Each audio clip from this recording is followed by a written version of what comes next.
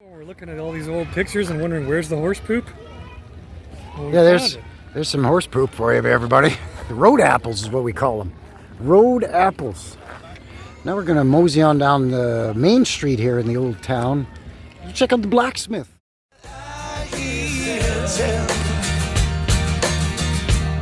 About a heaven in Alberta, where they've got all hell for a basement. T. Flett and Son General Blacksmith. And Ellery is today's blacksmith. The smithy. Hi, folks. Hello, howdy, howdy. Have a good day, Nick. Yeah, likewise. Well, welcome to our blacksmiths. Thank you. Yes, I'm just kind of in between projects right now. Okay. My main thing that I've been doing today, and I've just kind of finished them, is making a set of punches. Okay. You don't mind if you're on film, do you at all? Okay, excellent. A set Thank of you. punches Yep. for the wood shop. Right. For one of the little projects that they're doing.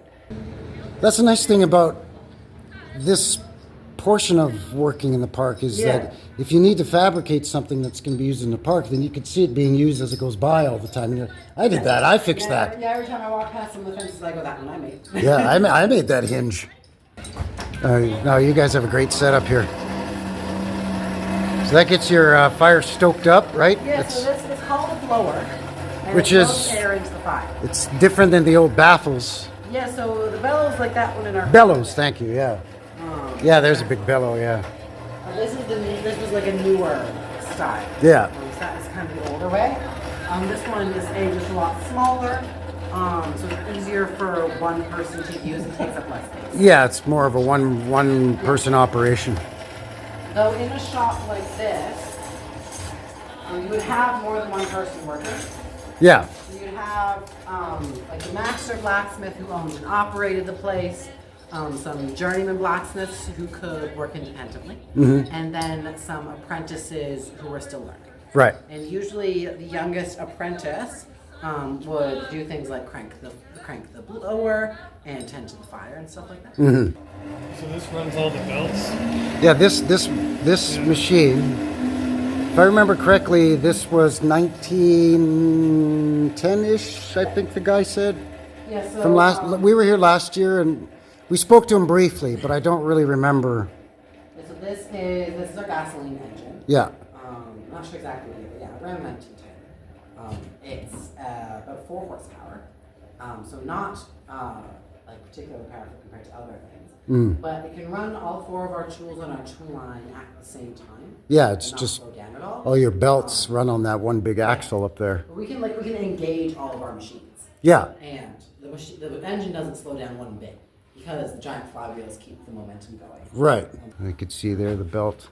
So you have basically along here they have their axle, and then there's their wheel or pulley, I guess, for lack of a better term, with a belt going to each machine. So the main belt coming off of the flywheel to the engine powers this axle, which in turn, if whatever they engage, or like you said, you can engage all 4 machines at once and simultaneously be running them just off the one gasoline engine. Yeah. Really cool. It's a pretty common way to have tool lines like this. Yeah, even in old factories in the Victorian era, once they would attach them all to their machines, they would have, they could run 3 dozen belts to 3 dozen machines off of one engine. Yeah, so they have them in the big factories, they have them in blacksmith shops, in wood shops, and Yeah. carpenter shops as well. Alright, it's still going.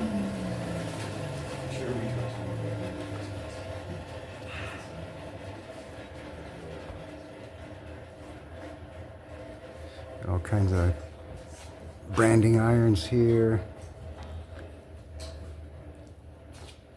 So they basically, in this blacksmith shop, they have a manual and a mechanical version of each piece of equipment there. So there's a manual drill press and then the mechanical version and stuff. That's really cool.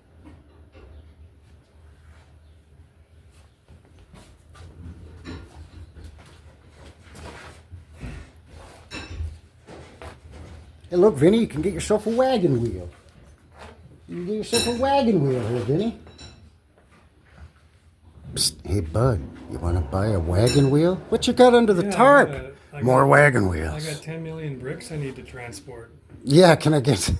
Think those wagon wheels will be able to haul tonnage of bricks?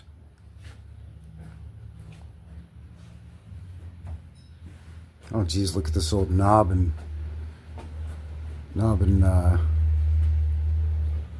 tubing wire. Jeez. Look at the old batteries. Yeah, I was just noticing those old cells. They're glass. Yeah, so those are car batteries. Car batteries. How old?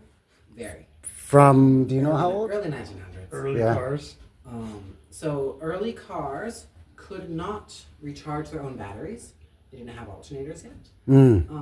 As well, those batteries would be filled with water, like distilled water, so you couldn't just get it out of Your well or well whatever. with too many minerals in it. Yeah.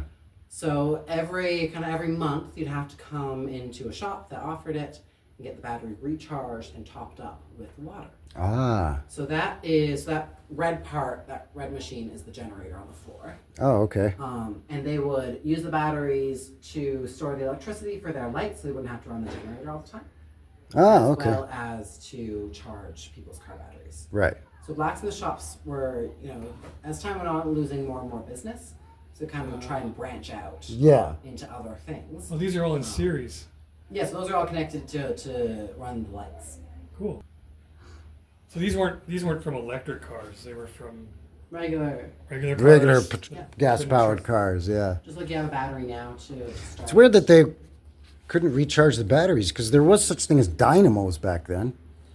Yeah, I'm not sure exactly. And a dynamo would act as a alternator or like a... Yeah, know, I'm not sure exactly why they couldn't, or maybe the problem might have been that they use electricity faster than they charged it. Or maybe the dynamos were too big to put Yeah. under the hood of a car back Yeah. then. All right, we're going to get out of your hair and keep moseying on. Thank you very much. Really appreciate all the information. Thank you.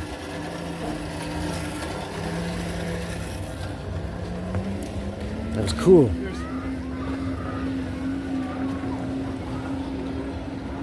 There you go, the town smithy, the town blacksmith. Very, very interesting.